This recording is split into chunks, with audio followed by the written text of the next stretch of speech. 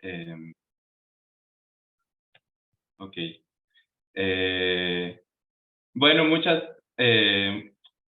muy buenas tardes a todos los asistentes a esta conferencia del Centro CAT de Estudios Mexicanos de la Universidad de Chicago. Esta es la segunda presentación que tenemos este trimestre, continuando con el programa para estudiar la militarización en México desde finales del siglo XVIII. Esta es la primera presentación de un historiador y vamos a avanzar cronológicamente a partir de esta hasta acercarnos a los años 70-80.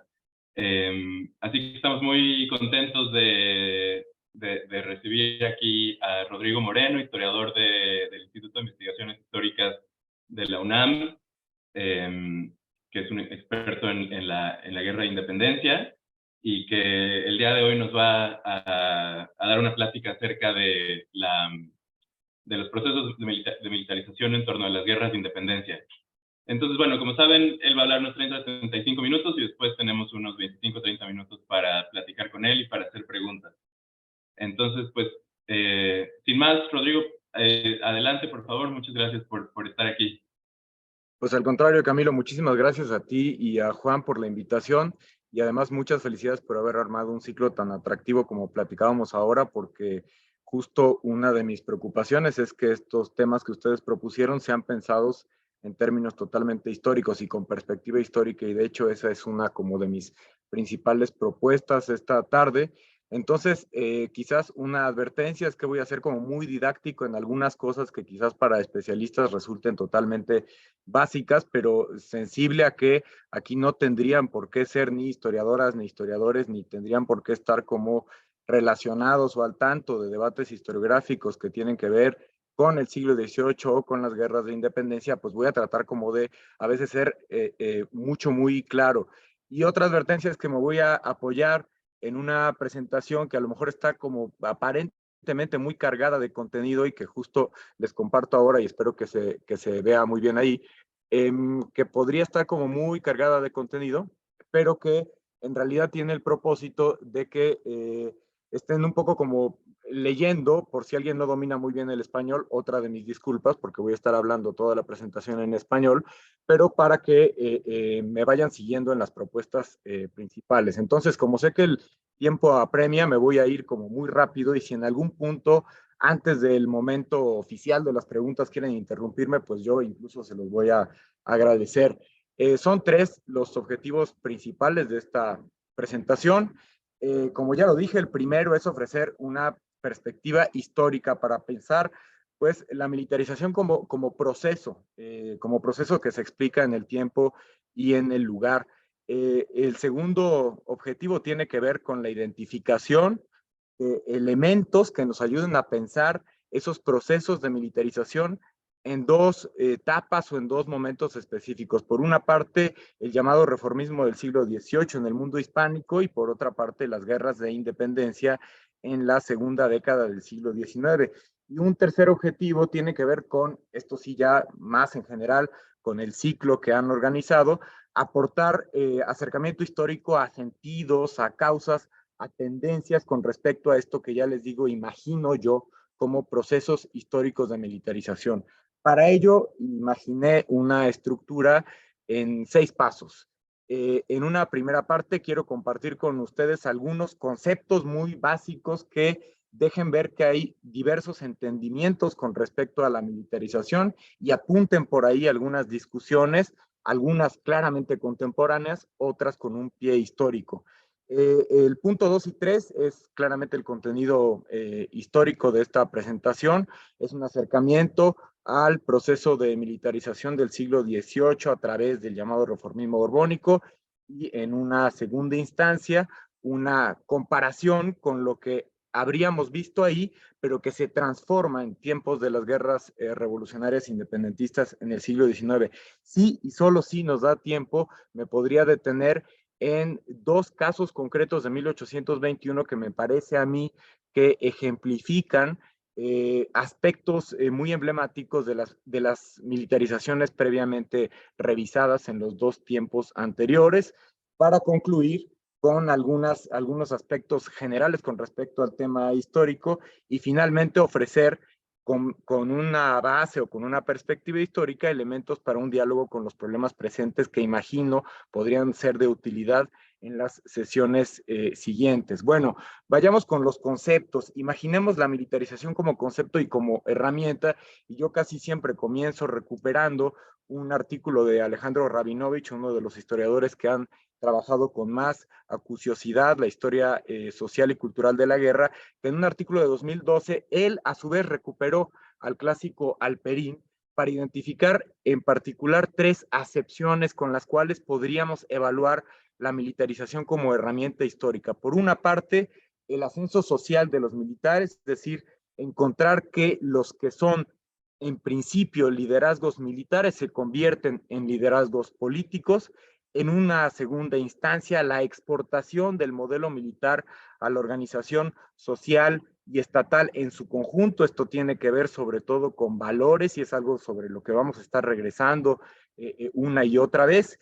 Y un tercer elemento, un tercer criterio fundamentalmente cuantitativo, expresado o identificado en 3 ámbitos distintos. El crecimiento de las fuerzas de guerra, o sea, su masificación, la multiplicación de unidades armadas y la extensión del servicio armado a sectores sociales cada vez más amplios. Esto es particularmente sintomático en el tránsito del siglo XVIII al siglo XIX, en un momento en el que el servicio armado es primero más restringido y se comienza a abrir por necesidad de la guerra. Vamos a saltar a aproximaciones mucho más contemporáneas, por ejemplo, en un artículo que a mí me parece muy bien planteado por parte de Carlos Pérez Ricard y de Sabina Morales Rosas en 2014, que están pensando claramente en términos de los problemas de seguridad contemporánea. Entonces ellos identifican que se puede hablar de militarización en 2 aspectos. Por una parte, la constitución de las instituciones militares como actores centrales en el conjunto de las fuerzas de seguridad. Por otra parte, otra vez, las lógicas y los valores, la adquisición de ciertas lógicas militares por parte de instituciones pertenecientes al campo organizacional de las políticas de seguridad es, como ya se ve, una perspectiva absolutamente contemporánea y para ello proponen evaluar criterios, bueno, que son muy difíciles de identificar históricamente en los tiempos del siglo XVIII y del XIX, como el gasto militar respecto al PIB o el gasto militar con relación a los gastos en materia de salud o la proporción del personal militar con respecto al número de habitantes y también la identificación de cambios institucionales hacia lógicas y prácticas militares, algo más cercano, por ejemplo, a lo que expuso Jessica Sarkin en la sesión anterior. Y una última aproximación contemporánea en un articulito que a mí me pareció muy bien planteado en un número de Nexus del año pasado, de Elisa Sánchez, Gerardo Álvarez y Alejandro Ravelo. Ellos daban muchas como conceptualizaciones de la militarización, pero a mí me parecía como muy sintomático con respecto a la proliferación del término en estos tiempos en la esfera pública, particularmente en el caso mexicano en nuestros días. Ellos decían que podíamos entender o percibir la militarización como el aumento de la presencia, poder y facultades legales de las Fuerzas Armadas respecto a funciones propias de la autoridad civil, en conjunto con la correlativa pérdida de primacía y dirección política civil respecto de los asuntos militares, así como la penetración de los valores e imperativos castrenses en la esfera civil. Claramente hay entonces una relación entre lo que podemos llamar la esfera civil, los poderes y las facultades de lo civil, con lo militar. Otro grave problema para entender esto en términos históricos, como espero que lleguemos a concluir. Y por otra parte, ellos proponen hablar de un nuevo militarismo civil cuando identificamos la exaltación y la promoción o reproducción e institucionalización de los valores, atributos y formas militares en la vida pública, algo cercano a la tercera referencia de Rabinovich y Alperín.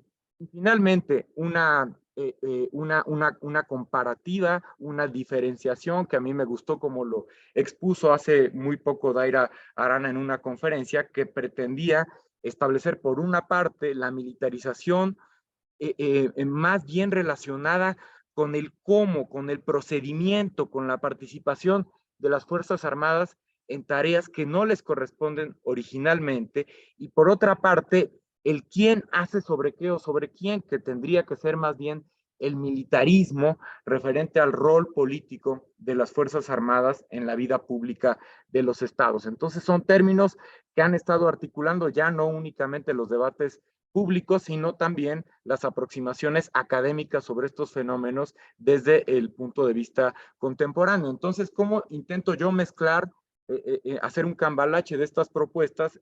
Creo que sin el afán de conceptualizar tanto, sino tratando de historizarlas en el tiempo y encontrar entonces tendencias o expresiones históricas de lo que desde luego es para mí una suerte de anacronismo. Bueno, no una suerte, es claramente un anacronismo porque el término militarización en el siglo XVIII y en el siglo XIX no existe.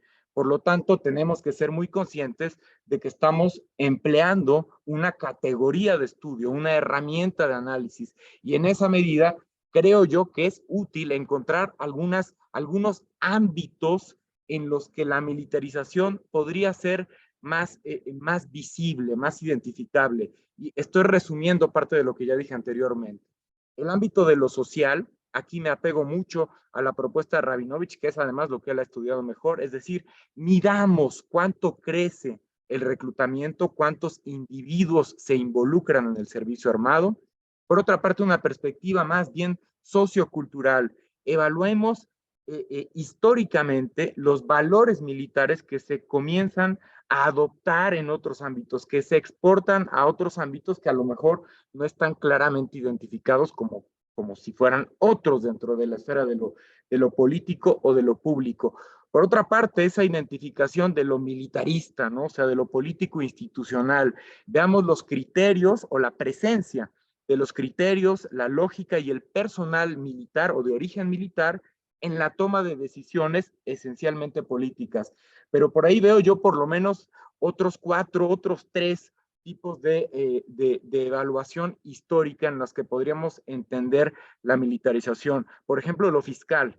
El aumento del gasto militar es únicamente en términos fiscales, pero también el control militar de lo hacendario en términos institucionales, también una militarización judicial cuando evaluamos históricamente la extensión de los alcances o mecanismos castrenses en la administración de justicia, ya lo evaluaremos en términos de las guerras de independencia. Por otra parte, de la cultura política, y ahí mezclamos dos categorías de estudio, una militarización de la cultura política que para mí es visible en la movilización armada como medio de negociación e imposición de demandas. Yo creo que esto es fundamental para entender el siglo XIX iberoamericano en su conjunto. Y otra cosa que a mí me ha resultado de particular interés en los últimos tiempos, pues es la militarización de lo que podríamos entender que es el orden público, pero cuando éste se comienza a identificar con una prioridad del Estado. Vamos entonces a viajar muy rápidamente a esa primera etapa de la que yo creo que es la primera militarización digna de tal nombre como categoría de estudio, que es el reformismo del siglo XVIII hispánico en general. Evidentemente estamos mezclando dos categorías de estudio, la de la militarización con la del reformismo borbónico, que es una categoría inventada por la historiografía del siglo XX para identificar esos procesos de reorganización imperial no exclusivos de la monarquía española, sino que en realidad me parece que los tendríamos que entender como, digamos, como susceptibles de ser identificados en todos los imperios atlánticos y que tienen un trasfondo ilustrado en el que ciertamente hay impulsos digamos, de hacer gobierno racionalmente, impulsos de centralizar, de identificar con términos de utilidad y de eficiencia las labores de gobierno. Creo que en términos muy contextuales podemos ver que ese reformismo borbónico tuvo por lo menos en el mundo hispánico 5 ejes: el territorial, el fiscal, el administrativo burocrático, el defensivo y, muy importante para el mundo hispánico, el eclesiástico, y que todo eso se aceleró. No es exclusivo de la segunda mitad del siglo XVIII, pero sí se aceleró en buena medida después de la Guerra de los 7 Años, una guerra que, como ustedes saben, se ha estudiado de manera muy interesante en términos historiográficos, pero que reveló, por una parte, la vulnerabilidad de los dominios coloniales, y aquí me centro en el mundo español, en el mundo hispánico, y reveló sus interdependencias, sus conexiones. Entonces creo yo que después de la Guerra de los 7 años se aceleró eso que Portillo Valdés ha llamado recientemente la imperialización de las monarquías, vis a vis la nacionalización de las metrópolis, tratando de identificar esos procesos en los que claramente se comienza a identificar que los dominios coloniales son territorios accesorios, cuya importancia en el marco imperial tendría que ser evaluada en términos de su utilidad para el todo imperial. Entonces, estos son procesos que me parece podríamos estudiar desde muchas aristas, pero que yo lo voy a llevar al ámbito de lo militar. Creo que tiene diálogo con la propuesta de Federica Morillo en términos de que en estos tiempos hay nuevos pactos imperiales y que los territorios americanos son vistos como territorios para administrar más que territorios específicamente para gobernar. Lo que se está discutiendo acá, claro, desde las metrópolis, pero que tiene también una discusión paralela y un proceso de creación identitaria en América, es el lugar y el sentido de las colonias. Siendo muy sintéticos, me parece que en términos generales, los objetivos y los argumentos de esa primera militarización, si la queremos llamar así, de finales del siglo XVIII, más claramente visible a finales del siglo XVIII, tienen que ver con esto, con un sentido administrativo, con la eficiencia, con la utilidad, la jerarquía. Son valores militares, pero están aquí proyectados con una intención claramente administrativa y de gobierno. Claro, en el marco de la intención de la defensa imperial de América. Si no se puede defender América, ¿cómo se va a poder gobernar de manera útil? Creo yo, también de manera muy esquemática, que hay por lo menos 6 ámbitos distintos en los que podríamos encontrar elementos de militarización americana en el siglo XVIII. Y no los voy a desarrollar todos, los dejo solo ahí apuntados por si a alguien le interesa, digamos, detenernos en la segunda parte del seminario, pero quisiera destacar sobre todo el tercero, es decir, claramente hay un consenso, no sé si consenso historiográfico, pero sí es como la propuesta historiográfica que me parece a mí más elaborada, más atinada, de tratar de entender la militarización del siglo XVIII en términos burocráticos y administrativos. Es decir, es este conjunto de medidas que tratan de ver que los militares son agentes ejecutores de las reformas borbónicas. Y por lo tanto, en ese rubro, tendríamos que explicarnos la proliferación de los militares de formación, peninsulares de origen, ocupando los puestos más importantes del gobierno americano. Muchos de esos puestos, por cierto, de reciente creación en el contexto del reformismo borbónico, ese contexto en el que también se están creando jurisdicciones militares que naturalmente están encabezadas por militares. Entonces, este es el marco en el que se da, digamos, vida a los primeros ejércitos de América a través, desde luego, de la definición de marcos regulatorios, o sea, es el primer momento en el que la monarquía española discute y promulga e impone y hace valer ordenanzas militares que van a tener, digamos, una larga trayectoria ya en los estados independientes americanos en el siglo XIX. Las ordenanzas militares de Carlos III de 1768 son las más emblemáticas, pero no son las únicas, ¿no? Tendríamos que tratar de evaluar este impulso normativo a dotar como de una estructura jurídica esa creación de unidades armadas que tienen también en todos los casos la necesidad de defender lo americano, ¿no? Y la necesidad de administrar mejor lo americano. Ese es el último de los rubros que les pongo ahí, que muchas veces como que se ha exagerado el impulso, digamos, de creación de unidades armadas en el siglo XVIII, como si todo se hubiera creado ex profeso a partir de esa intención de las ordenanzas de crear un conjunto de corporaciones fijas, un ejército de dotación, después un ejército de refuerzo y un aparato miliciano que involucrara en las labores defensivas a los colonos americanos. Como ya veremos, una cosa es lo que se dispone, esos ámbitos de acción, y otra cosa son los resultados de estas muchas medidas. A mí me parece que sintéticamente podríamos encontrar que hay por lo menos 8 resultados distintos de esta primera militarización americana. Por una parte, y aquí sigo la muy elaborada propuesta de Carlos Garriga, hay una administrativización de impronta militar de lo americano, es decir, es claramente una traducción ilustrada que hace ver de los militares estos agentes ejecutores de la reforma. Hay desde luego un aumento del gasto militar, naturalmente. Esto tiene que ver también con la descompensación y el crecimiento de la deuda interna. Es muy interesante el papel de las corporaciones americanas en este engranaje fiscal que, no lo olvidemos, tiene que ser interpretado en términos de la competencia imperial, de los conflictos imperiales, del contexto bélico del siglo XVIII, y justo un contexto bélico que obliga a que una cosa era la intención de estar enviando refuerzos a América para defender los dominios americanos de las potencias rivales, y otra cosa es la imposibilidad de hacer esto. ¿No? Hay muy pronto hay una suspensión del envío de esos refuerzos que son necesarios en el teatro de guerra europeo. Por otra parte, esto es también vital, me parece que desde tiempos de Criston Archer esto estaba ya muy bien estudiado. Esos principios de organización de las unidades armadas americanas en realidad fracasan.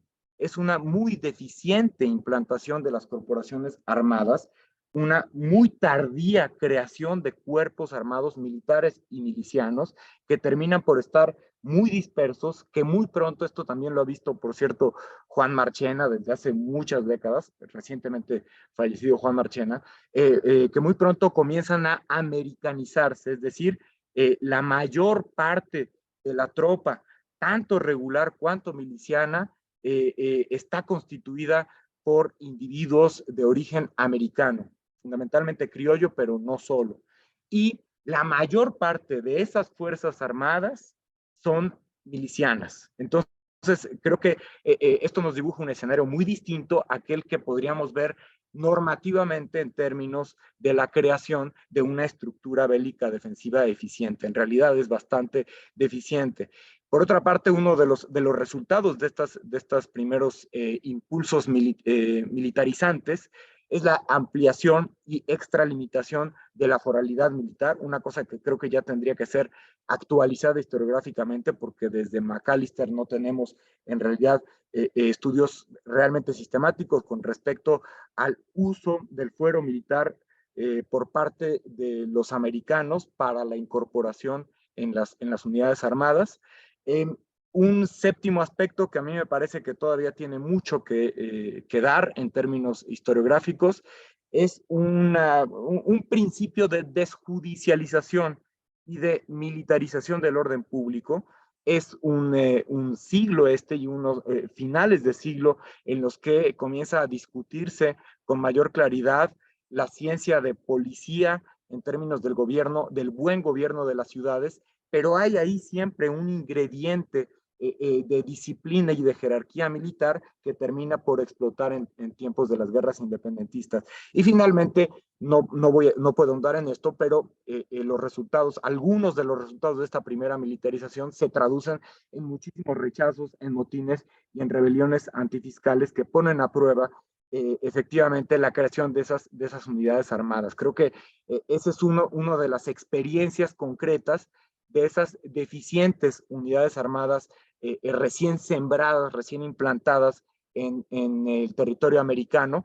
Creo que son muy reducidas las experiencias de militarización, o sea, de actuación de esas fuerzas armadas, pero algunas de ellas tienen que ver con campañas de pacificación. Por ejemplo, en Nueva España son muy interesantes en las actuaciones de las unidades tanto regulares cuanto milicianas contra las naciones indígenas no subordinadas en el norte de Nueva España, pero desde luego no es el único caso. El caso de la Araucanía y el caso de la Patagonia también son ámbitos en los que podrían evaluarse las campañas de pacificación y de expansión del imperio español en América. Por otra parte, la represión, cosas como lo que ha visto Felipe Castro con respecto a los motines de 1767, hay ahí una actuación, una activación de las unidades militares recién creadas en el siglo XVIII. Hay también algunas movilizaciones disuasorias. A esto vamos a llegar en unos minutos cuando hablemos de los únicos ejercicios, digamos, de adiestramiento militar de unidades milicianas, por ejemplo, los cantones de Jalapa y de Veracruz, y finalmente muy reducidas operaciones conjuntas en el muy interesante Caribe en guerra de finales del siglo XVIII. Vamos a trasladarnos entonces, dicho todo lo cual, sobre el reformismo borbónico y sobre el siglo XVIII, muy rápidamente sobre lo que yo creo que se acelera en tiempos de la guerra. Evidentemente es otro contexto, no bajo aquí al detalle de lo que tendríamos que considerar para identificar, digamos, el contexto histórico de las guerras de independencia, y como ahí está Portillo Valdés, creo, escuchándome, él es el que puede explicar mejor que yo esta propuesta de la triple crisis de la monarquía, traducida y reproducida en tiempos americanos, pero lo que me interesaría a mí señalar o destacar en tiempos de esta guerra es que se activa una suerte de política americana impulsiva, como más que reactiva, reaccionaria, que tiene por prioridad controlar y vigilar los territorios y las personas. Quisiera hacer entonces digamos, un contraste con los argumentos y con las intenciones de la militarización del siglo XVIII para tratar de diferenciarlos de los que yo veo activarse en tiempos de las guerras independentistas, que son, como ustedes se imaginarán, situaciones extraordinarias, siempre esa especie como sí, la guerra se asume como un ámbito no cotidiano, como un ámbito que rompe la regularidad, y por lo tanto todas las medidas que se tomen tienen ese espíritu de lo que tendría que ser provisional y que apenas se cierre la guerra todo esto tendría que dejar de ser. Pero los argumentos para la militarización que yo veo aflorar en la segunda década del siglo XVIII tienen que ver con la fidelidad y la conservación de la subordinación americana, tiene que ver con la pacificación y eventualmente entre 1814 y 1820 la restauración del orden y del control territorial y poblacional de lo americano. Desde luego que tienen la intención de exterminar cualquier rebelión armada, y también tienen la intención de establecer y de emplear una justicia expedita, de identificar y erradicar cualquier amenaza real o supuesta, armada o no. Estas son las intenciones de esa militarización que me parece a mí visible, por lo menos, de nuevo, en 4 ámbitos. En el social, y ahora voy a ejemplificarlo con numeritos y con gráficas, es evidente que en tiempos de las guerras de independencia se crean nuevas unidades armadas, pero lo más identificable es que crecen y se activan las existentes y llegan otras nuevas, se reactiva esta intención de del ejército de refuerzo en este contexto llamado de expedicionarios. También hay una militarización fiscal muy bien estudiada, por ejemplo, por Ernest Sánchez Santiró, pero muy recientemente en la estupenda tesis doctoral de Carlos Díaz, que estudia los ámbitos novohispano y neogranadino, en los que se ve claramente el aumento del gasto militar y la creación de impuestos, siempre se dice, extraordinarios de guerra, pero también hay un claro militarismo. Y aquí quisiera hacer un contraste muy evidente con respecto a esa llegada de militares en el siglo XVIII que podían tener una trayectoria de armas, pero que llegaban ahí en términos de una trayectoria de servicios del rey, que eran burócratas, que eran altos burócratas. Lo que estamos viendo acá en los 10 años de la guerra, en tiempos de la guerra, es que son nombrados en puestos realmente estratégicos, desde luego los virreyes, pero también los intendentes, son nombrados militares que tienen experiencia contrainsurgente, que llegan a esos lugares precisamente por y para la guerra y para terminar con la insurgencia. Entonces no es ya lo que los lleva ahí su eficiencia, su pretendida eficiencia burocrática, sino su eficiencia militar y su afán de controlar territorios y poblaciones. Y finalmente, un ámbito que creo que tiene de nuevo que ser más estudiado, que es el de la militarización judicial y del orden público, visible, por ejemplo, en la proliferación de distintas instancias, como las juntas de seguridad y buen orden, las juntas de policía, las juntas de guerra y la activación de los tribunales militares como una vía para administrar justicia de manera expedita. Rápidamente comparto cómo crecieron las Fuerzas Armadas. Sobre esta gráfica me podría extender el tiempo, que de hecho ya no tengo, ya estoy casi terminando, aunque no lo crean, pero esta es como una fotografía muy esquemática de las Fuerzas Armadas novohispanas en 1810, antes del estallido de la guerra, y solo aquello que se ve en tonalidades rojas y marrones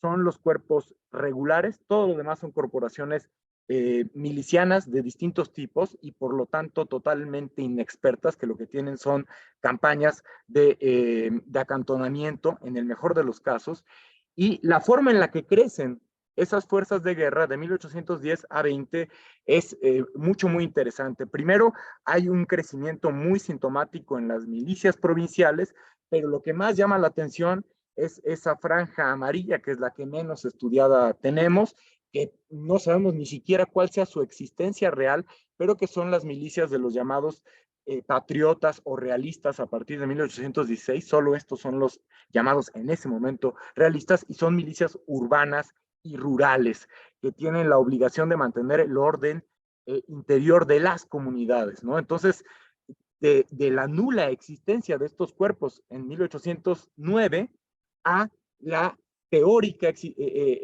configuración de 44,000 sujetos volcados sobre estas milicias de patriotas. Entonces, a mí, ¿qué me parece que impacta esta militarización? Son un montón de puntos.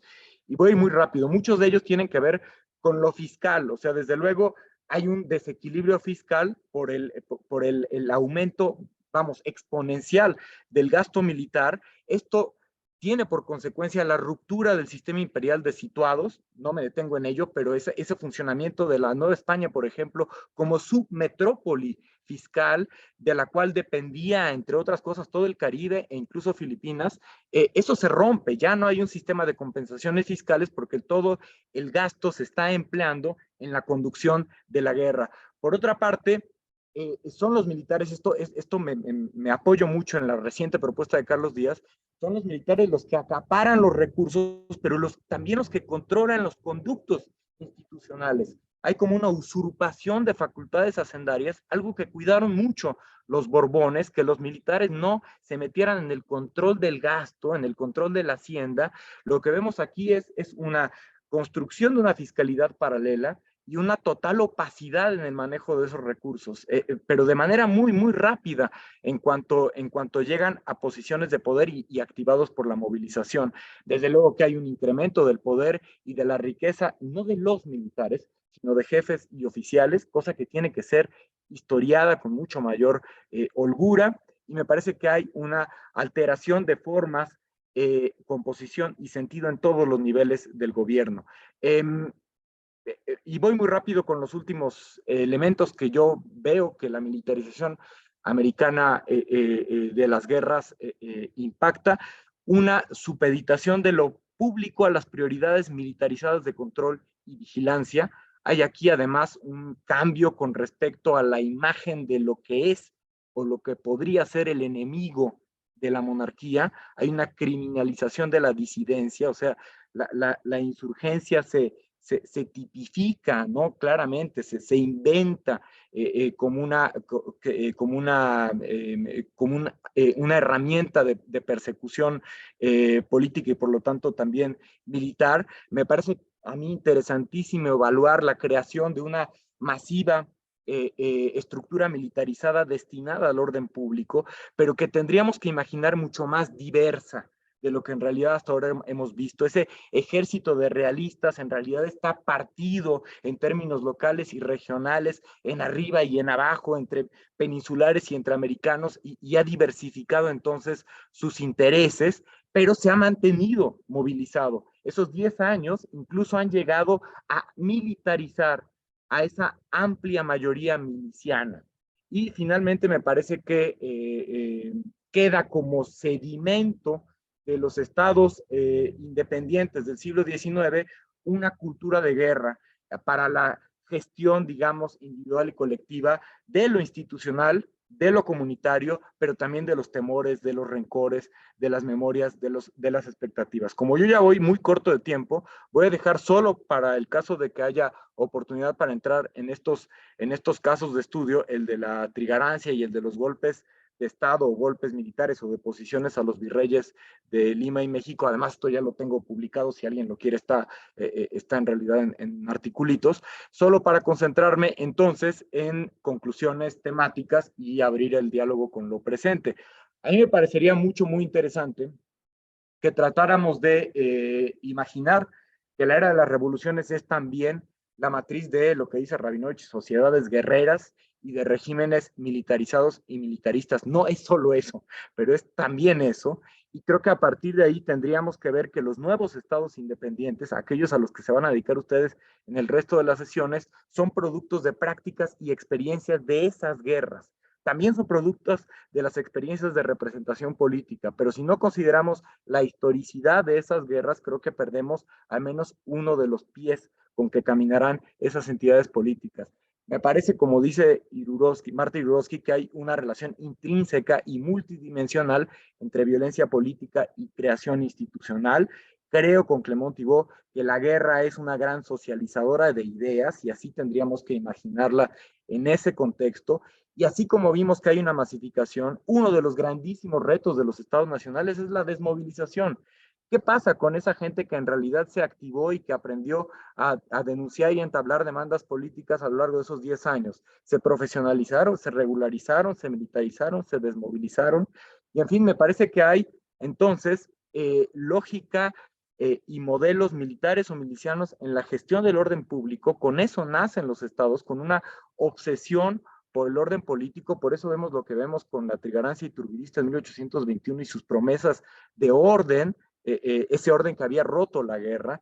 Y me parece que simultáneamente se están creando las esferas de lo civil y de lo militar.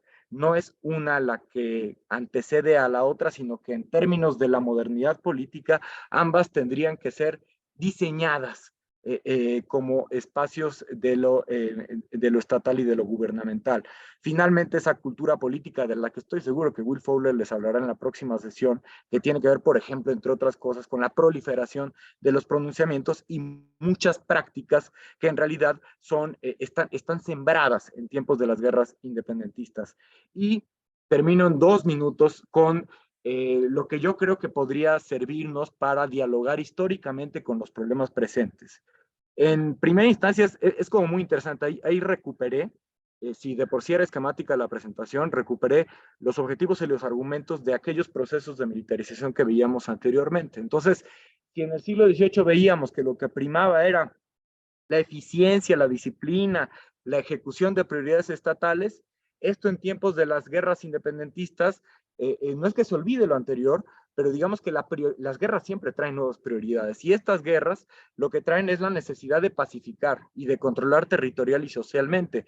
Y al final, en 1821, en fenómenos como la trigarancia de la que ya no hablé o los golpes de Estado a los virreyes de Lima y de México, lo que vemos es una nueva militarización que está tratando de poner fin a la guerra y de proteger la propiedad. Esta es una de las garantías de la trigarancia, ¿no? Vamos a cuidar y a proteger la propiedad. Y en última instancia también me parece que hay una asunción como de la supuesta incompetencia de otras autoridades cuando se dan los golpes de Estado de los virreyes y que entonces tendrían que ser militares profesionales los que tuvieran que emprender el esfuerzo de esas últimas guerras, ¿no? Y entonces, a través de esos esfuerzos, mantener la integridad de la monarquía española y mantener el orden y la seguridad. En segunda instancia, o sea, viendo esto, creo que si lo separan de su matriz histórica, estos argumentos me parece que siguen articulando los problemas de militarización de nuestros días. Hay ahí un puente en el que se podrían encontrar argumentos o intenciones, y una cosa son las intenciones y otro los resultados, con respecto a lo que ciertos gobiernos o ciertos momentos imponen o priorizan. Me parece a mí, en términos históricos, dificilísimo trazar límites concretos entre el poder civil y el poder militar. Creo que tendríamos que historizar la creación de ambos ámbitos, como ya lo dije. Me parece, pero de verdad, importantísimo problematizar el supuesto monopolio legítimo del uso de la fuerza, como imagino que se pudo medio transmitir en algunos de los momentos de esta atropellada exposición. Son muchos los cuerpos y los intereses involucrados en las distintas unidades de guerra y de seguridad interior.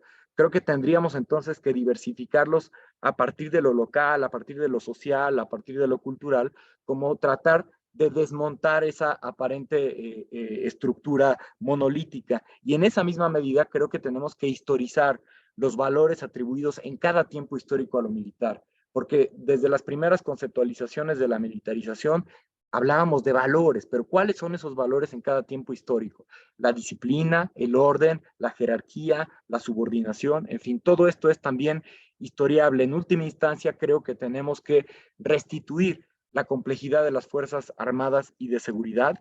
Se pueden analizar desde arriba, desde las jefaturas, desde la conformación de alianzas, pero también desde abajo, desde los problemas de reclutamiento, desde sus orígenes, desde las redes que se tejen a nivel de tierra, digamos, cuáles son los satisfactores de los individuos para involucrarse en estos esfuerzos y si es que lo hacen de manera voluntaria o forzada. En última instancia, también creo que se pueden analizar a partir de los intereses políticos, pero también a partir de los diferentes intereses económicos y del establecimiento de negocios concretos y privados, o en última instancia desde la esfera de lo regional, que mucho tiene que aportar a la identificación de estos problemas. Finalmente, a mí me parece que hay una continuidad desde finales del siglo XVIII y particularmente a partir de las guerras de independencia, del uso de las Fuerzas Armadas en labores de orden público y de seguridad interior. Esta es una variable que tendríamos que continuar a lo largo del siglo XIX y del siglo XX, independientemente de momentos de guerra convencional o de guerra exterior, como lo que quizás Fowler les habla con respecto a la guerra de Estados Unidos. Y acabo como empecé, creo que la militarización son procesos históricos, multifacéticos, con impactos imprevisibles y a largo plazo, y con independencia de sus objetivos iniciales. Y bueno, 40 minutos, perdón por ir tan atropellado, pero yo entonces ya me callo para ahora sí propiciar el diálogo con respecto a estos asuntos. Muchas gracias. No, muchas gracias, Rodrigo, por este tour de force por décadas de militarización del 18 al 19. Pues bueno, tenemos tiempo para varias preguntas. Pueden hacerlas a través de la función de Zoom y digo sus nombres. Y Juan, empecemos contigo. Sí, como coorganizador lanzo una pregunta para mientras la gente mastica un poco la charla. Siempre nos ocurre que hacia el final empiezan a surgir más preguntas y ya se nos está acabando el tiempo. Entonces, para que la gente alcance a meditar un poco lo que quiere preguntar. Sí, yo quería contrastar dos partes de la exposición, quizás como una provocación, ¿no? La exposición trata de hablar de militarización y de lo militar, el proceso a través del cual observamos una cierta militarización hacia fines del siglo XVIII y luego muy influido por las guerras de independencia. Pero creo que justo al final de la charla viene en las conclusiones, viene una propuesta que nos lleva quizás a cuestionar las continuidades y ver muchas más discontinuidades. Precisamente en esta idea de que lo civil y lo militar no eran tan claramente diferenciables en este tiempo, cuesta mucho separarlos, en que el mayor incremento de personal militar se debe a estos patriotas realistas que de alguna manera están reclutados sin una formación particular. Entonces, la pregunta ahí es, ¿qué es lo que constituye lo militar en esta época? O sea, ¿hay un interés común? ¿Hay una identificación de un grupo que se concibe a sí mismos como los militares que tienen un interés homogéneo? Porque creo que parte de lo que vemos hoy día es que hay la corporación militar como tal tiene intereses que son propios de su oficio. y que entiende que hay un juego de suma cero con el Estado, en que cuando el ejército adquiere poder o controla las aduanas, etcétera, algo gana esa corporación como un todo.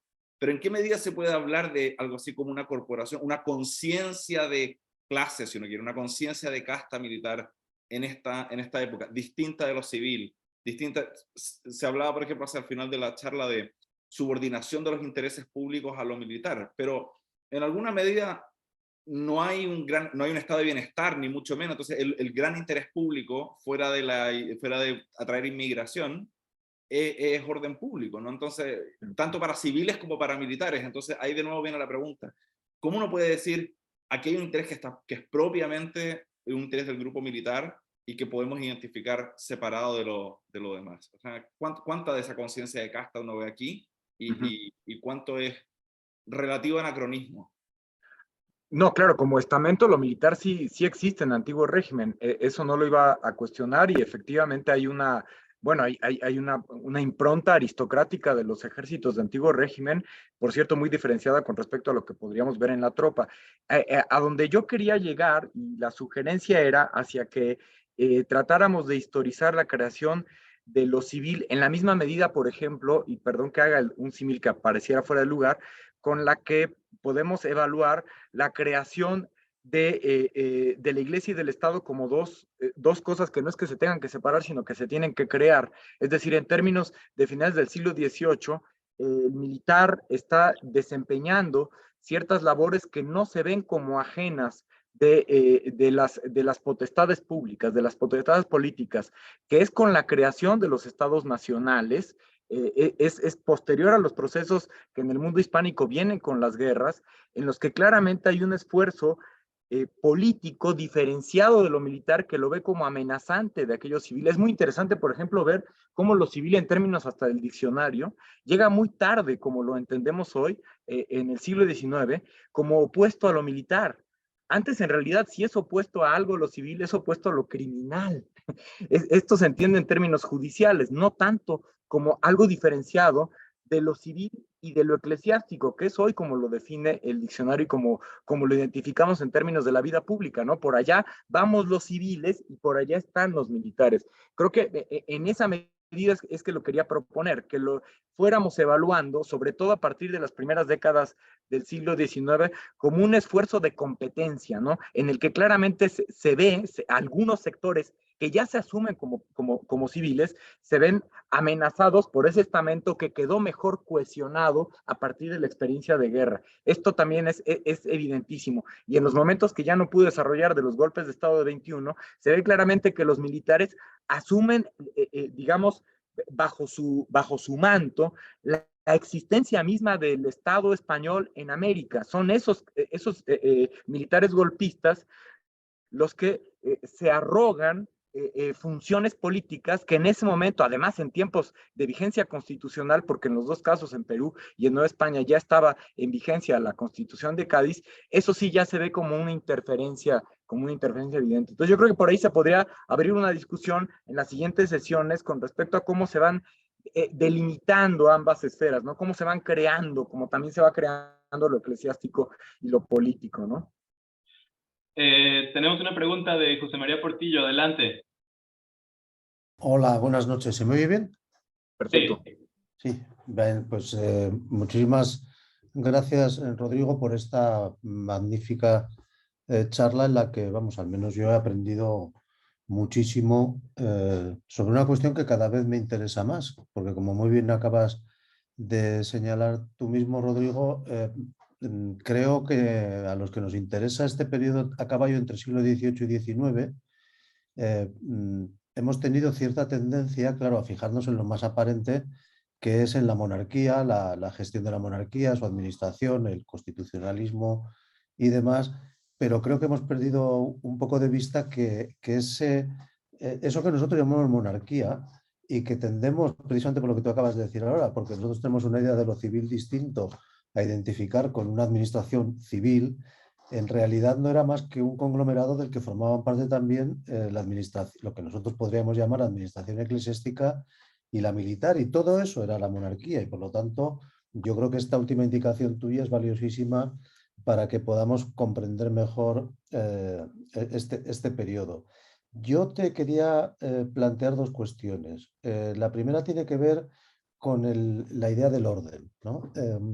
Creo que es fundamental para la monarquía y para la administración militar de la monarquía ser capaz de mantener el orden, ser capaces de dispensar la paz del rey.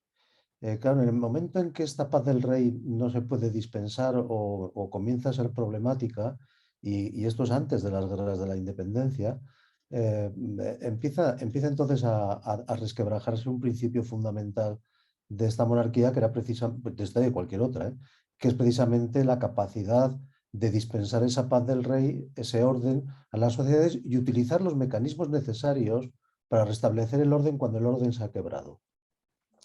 Me da la impresión de que la monarquía no solamente no es capaz de mantener el orden respecto del exterior, ahí están las invasiones en el Río de la Plata de Inglaterra antes de la crisis de la monarquía, sino que sobre todo no es capaz de restablecer el orden. Y yo creo que esto es muy importante, la cuestión de restablecer el orden, porque esto se hace algo endémico, y se hace algo endémico más allá de las guerras de la independencia, tú lo has visto y lo has señalado muy bien. En ese proceso de creación o de consolidación de unas sociedades guerreras va implícita esta incapacidad para sostener un orden y restablecer permanentemente un orden, ¿no? Quizás esto explique también por qué esa permanencia durante muchísimo tiempo, no solamente en la América española, también en la España española, una permanencia durante muchísimo tiempo de los militares muy cercanos al poder o ejerciendo directamente el poder. Yo creo, Rodrigo, en segundo lugar, que a tu investigación no le vendría nada mal, y supongo que esto ya lo has visto tú y que lo tendrás por ahí, lo que pasa es que todo no se puede decir en 3/4 de hora, un ejercicio comparativo con el otro gran imperio que está funcionando. Bueno, habría que hacerlo con Portugal, por una parte, por supuesto, y por otra parte con el Imperio Británico, por dos cuestiones muy rápidas. Primero, porque en el Imperio Británico se plantea exactamente la misma cuestión. ¿Es el rey capaz de mantener la paz en América? ¿Es posible la paz del rey en las 13 colonias? Y ahí hay un ejercicio muy interesante en comparación con lo que ocurre en Canadá al mismo tiempo. Y en Canadá se logra mantener la paz del rey suspendiendo los derechos constitucionales, suspendiendo todo tipo de garantías. Con el Ryan Act se traslada a América, se aplica, el rey tiene ahí 70.000 nuevos súbditos de origen católico a los que supone acostumbrados a un gobierno despótico, y dice, bueno, pues los 300 británicos que hay aquí quedan sin derechos constitucionales y establecemos un régimen de excepción. Lo interesante, Rodrigo, es que el régimen de excepción, el Imperio Británico, es la norma. En muchísimos lugares del Imperio Británico durante todo el siglo XIX, no vamos a hablar de hasta Sudáfrica o Nueva Gales del Sur o Bengala, etcétera, el régimen de excepción es lo normal. Pero precisamente por eso creo que es muy interesante para ti, porque mediante esos regímenes de excepción, mediante esa violencia sistemática, sí logra asegurar la paz del rey. Y eso yo creo que es muy relevante para explicar también el mantenimiento del Imperio Británico durante todo el siglo XIX y parte del siglo XX. Esa capacidad que tiene para asegurar la paz del rey, cosa que en el caso de la monarquía española no pudo ser, más aún, y con esto termino. No pudo el imperio aprender de sí mismo, que es lo que hace el Imperio Británico. Ensaya en Jamaica un sistema que luego aplica en Bengala, ¿no? O en Nueva Gales del Sur. Aquí no puede ocurrir por una cuestión, porque esto es como la película a la que le han dado tantos Oscars en esta ocasión, ¿no? Ocurre todo al mismo tiempo y en todas partes, ¿no? Es decir, la crisis del imperio es muy repentina y en 20 años está liquidado, ¿no? Pero yo creo que esto a tu planteamiento le daría muchísimo vuelo esta comparativa con el Imperio Británico, porque el problema es el mismo y la solución muy diferente. Y enhorabuena de nuevo porque tienes ahí un trabajo hecho magnífico, Rodrigo. Bueno, pues no, muchísimas. Yo más bien invitaría a que Chema siguiera la siguiente hora exponiendo lo que él puede aportar con respecto a estas cosas. Me gustan mucho las provocaciones y las sugerencias de contrastarlo primero con Portugal, que lo has pasado muy rápido, pero que tendríamos que considerar con todo su peso ese Portugal trasladado a América, que también entra en crisis de independencia en 1821 y 22. Y luego también con el caso británico, efectivamente hay ahí una suspensión de derechos constitucionales, pero que es quizás la que podría explicar en primera instancia la quiebra de las 13 colonias, ¿no? O sea, el reclamo de esos derechos que no son en realidad atendidos, ¿no? O sea, la imposición, por ejemplo, del fisco sin el parlamento y la crisis previa a los conflictos propiamente independentistas, ¿no? Y con el propio Imperio Español, reloaded en el siglo XIX, con Cuba, ¿no? Que también tiene un régimen muy extraño, ¿no? En el que trata de ensayar cosas tratando de haber aprendido la lección de la independencia. Yo creo que sí, lo del orden y lo de la paz, que ya no es la del rey, sino la de la nación, me parece una obsesión del siglo XIX, e incluso en términos de los lenguajes políticos tendríamos que tomárnoslo mucho más en serio, ¿no? Es decir, qué tanto es visible el orden como prioridad pública y qué tanto también eso se hereda a partir de una sociedad en guerra, ¿no? Como la que en muchos casos vemos en América, señaladamente en Nueva España, en Nueva Granada, en el Río de la Plata, pero no en todos. Entonces tendríamos que ver incluso comparativamente al interior si esa obsesión por el orden se queda como una impronta militarista o si es también una necesidad de construcción institucional y en términos constitucionales, ¿qué papel juega el orden en eso? Muchísimas gracias por la provocación, Yo creo Chema. que tienes mucha razón en corregirme lo de Cuba, Rodrigo, porque efectivamente el imperio se aprende de sí mismo en el pequeño reducto que le queda de Cuba, Puerto Rico y Filipinas, porque durante todo el siglo XIX solo hay gobierno pretoriano. Sí. Un capitán general, un mando militar con un gobierno completamente militarizado, arbitrario absolutamente. Nunca se hacen las leyes especiales que prevén las constituciones españolas para Cuba, Puerto Rico. Muy tarde se les quiere dar un estatuto de autonomía, un año antes de la independencia. Efectivamente, tienes razón. Sí aprende de sí mismo y aprende en Cuba, Puerto Rico y Filipinas. Sí. Sí.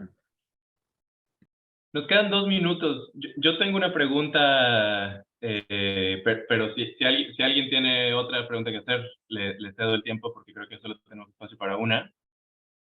Bueno, si no es el caso, voy muy rápido y quedará a media tinta, pero jugando con estos anacronismos de lo civil y lo militar proyectados hacia el 18, ¿en qué medida no?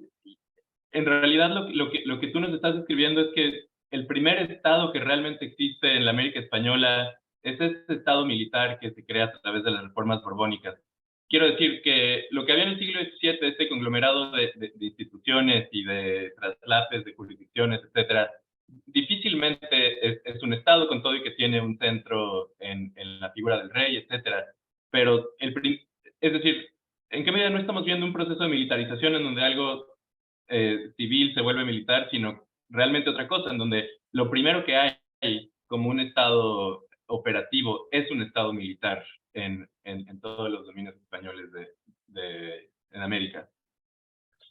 Sí, no, o sea, claro, la pregunta da para todo un seminario de ciencia política, porque, o sea, Estado, creo que Estado sí hay en la medida en la que es una comunidad políticamente organizada, pero es un Estado que, como lo sabe Garriga, como lo sabe mucho mejor que yo, Chema, se ha interpretado como un Estado de jueces, un Estado jurisdiccional, un régimen más bien jurisdiccional, lo que comienza a transformarse a finales del siglo XVIII como un estado de leyes. Por eso ese proceso de administrativización que últimamente se ha identificado para el XVIII es muy importante como base de construcción de los estados nacionales. Lo que sí recuperaría 100% de tu planteamiento es que el Estado nacional, es decir, el Estado moderno, decimonónico, sí comienza a construirse con una impronta militar, o sea, y justo heredada por esos dos procesos, tanto el administrativista del 18, que también le da forma a un Estado distinto al que había antes, al que antes se había estructurado en América, que era un Estado jurisdiccional, y el de las guerras de independencia, que también tiene esta obsesión por el orden, que dice Chema, una obsesión casi nunca satisfecha, ¿no? Entonces, es el Estado moderno, el que sí terminaría por empatar con esta presencia muy sólida de los militares. Y claro, lo que pasa es que esta sesión hablamos solo de esto, pero si hubiéramos hablado de cultura política representativa y de las experiencias constitucionales, revelaríamos el otro mundo, ¿no? O sea, la otra pierna. No creo que una sea más importante que la otra, pero digo que sin esas dos no camina el Estado Nacional en el 19. Ok, bueno, pues desafortunadamente ya estamos sobre la hora. Es mi culpa, porque me llevé 40 minutos. No, está bien. Fue realmente muy interesante. Muchísimas gracias a todos por venir. Esto va a estar en línea en un par de días. Rodrigo, si quieres, nos quedamos un par de minutitos después, ¿no? Y pues a los demás los vemos. ¿Es la semana que entra, Juan, o es en 2 semanas? En 2 semanas. En 2 semanas que viene Will Fowler a hablar de mitad del siglo XIX. Y bueno, pues muchas gracias por venir a todos.